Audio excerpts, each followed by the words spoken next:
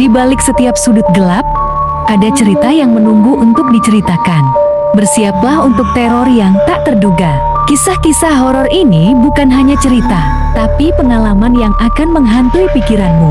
Di tempat ini, suara-suara bisikan akan menjadi teman tidurmu. Selamat datang di Story Horor.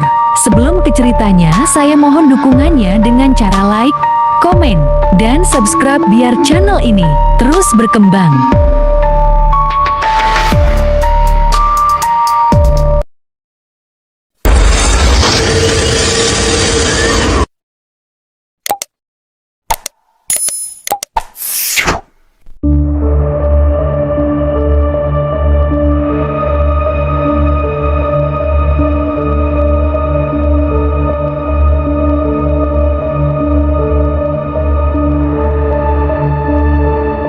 Pernahkah kamu merasa ada sesuatu yang memperhatikanmu dari sudut kamar? Saat lampu dipadamkan dan rumah mulai sunyi, malam selalu menyimpan rahasia, dan tidak semua benda di dalam kamar hanyalah benda mati. Dalam cerita ini, sebuah boneka tua hanya duduk diam di sudut kamar, tak bergerak, tak bersuara. Namun setiap malam, jaraknya semakin dekat. Siapkan dirimu, matikan lampu, gunakan headset, dan jangan menoleh ke sudut kamar saat cerita ini dimulai.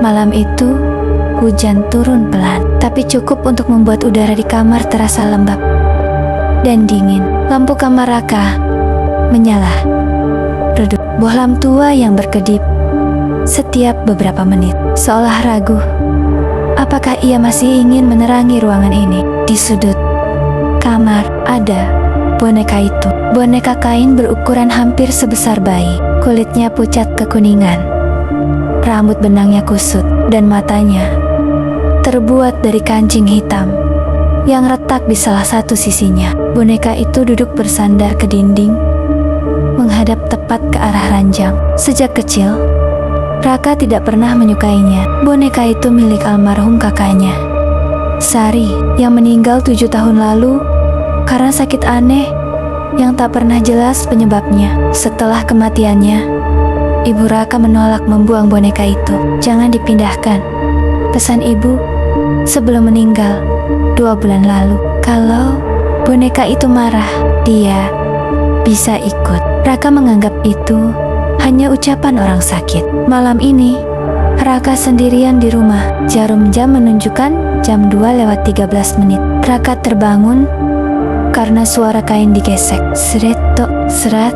Ia membuka mata perlahan. Boneka itu masih di sudut kamar, tapi kepalanya kini sedikit miring. Raka menelan ludah. Ia yakin sebelum tidur, kepala boneka menghadap lurus ke depan. Mungkin cuma perasaanku, gumamnya.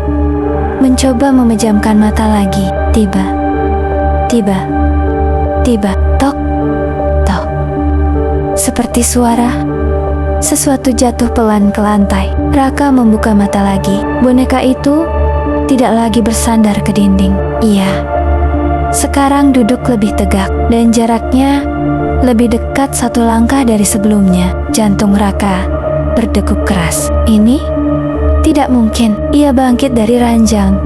Kakinya gemetar, lalu mengambil boneka itu dengan 1 tangan. Beratnya aneh, lebih berat dari boneka kain biasa. Cukup, katanya pelan, lalu memasukkan boneka itu ke dalam lemari dan menguncinya. Raka kembali ke ranjang, menutup seluruh tubuhnya dengan selimut. Beberapa detik berlalu, lalu terdengar suara yang membuat darahnya membeku.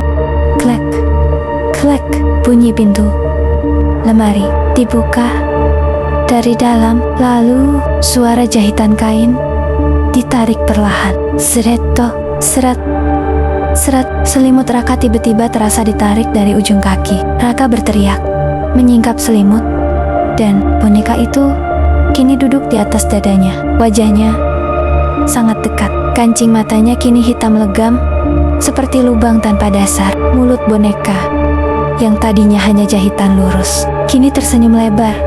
Benangnya basah, seperti baru dicelup darah. Dari balik jahitan mulutnya terdengar suara kecil, parau, seperti anak perempuan berbisik. "Raka, kamu tidur di kamar aku." Lampu kamar mati total. Dalam gelap, Raka merasakan tangan kecil, dingin, menjalar ke lehernya. Bisikan itu kembali terdengar, tepat di telinganya. "Sekarang, kamu gantian di sudut." Keesokan paginya, tetangga menemukan pintu rumah Raka terbuka. Kamar itu kosong, tak ada Raka, tak ada tubuh, tak ada tanda perlawanan. Hanya satu hal yang berbeda.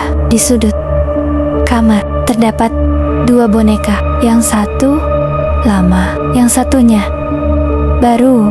Boneka kedua memiliki wajah pucat, mata terpejam, dan jika diperhatikan lebih dekat, wajahnya sangat mirip dengan Raka. Dan setiap jam 2:13, boneka itu perlahan membuka matanya.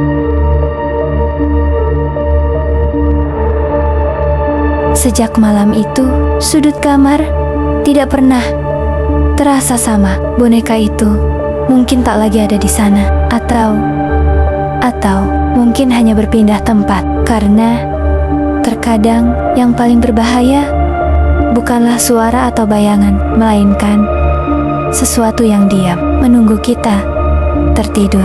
Jika kamu masih mendengar cerita ini sampai akhir, coba perhatikan sudut kamar tempatmu berada sekarang. Kalau ada sesuatu di sana, jangan ditatap terlalu lama, karena bisa jadi malam ini dia sudah bergerak. Terima kasih sudah mendengarkan cerita ini sampai selesai. Sampai jumpa di cerita horor berikutnya. Selamat malam, dan semoga kamu bisa tidur nyenyak